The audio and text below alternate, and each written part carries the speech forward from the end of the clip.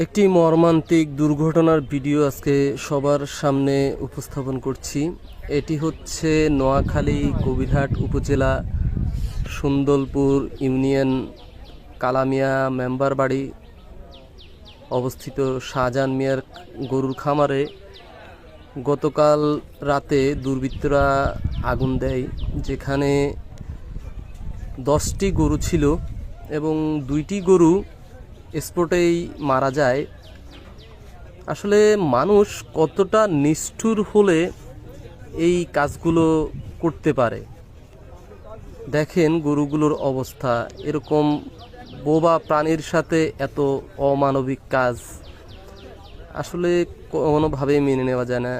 আমাদের কবিরহাট থানার ওসি স্যারকে দেখতে পাচ্ছেন, তিনি তদন্তে আসছেন এবং বিভিন্ন সংস্থা, উনি হচ্ছে এই খামারের মালিক শাহজাহান মিয়া, এই যিনি যাচ্ছেন। আল্লাহ তাকে ধৈর্য ধরার তৌফিক দান করুক। ওসি স্যার তদন্ত করছেন এবং দেখছেন, পরিদর্শন করে দেখছেন কিভাবে আগুন লাগছে বা কিভাবে কি হয়েছে। মানুষ এতটা নিষ্ঠুর হইলে কোনো প্রাণীর সাথে এই আচরণ করতে পারে। দেখেন আগুনটা লাগছে গতকাল রাতে, এখনো আগুনের শিখা দেখা যাচ্ছে। এই গরুগুলো দেখেন, বর্তমান গরুগুলোর বাজার মূল্য প্রায় এক একটি গরুর 2.5 লক্ষ থেকে 3 লক্ষ, 3.5 লক্ষ, 4 লক্ষ টাকার গরু।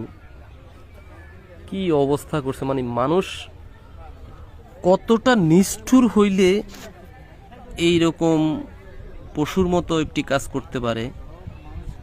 আসলে যারা নিজের চোখে দেখছে তারাই বলতে পারবে। মানে এরকম মর্মান্তিক দুর্ঘটনা আসলে নিজের থেকেও খুব খারাপ লাগছে।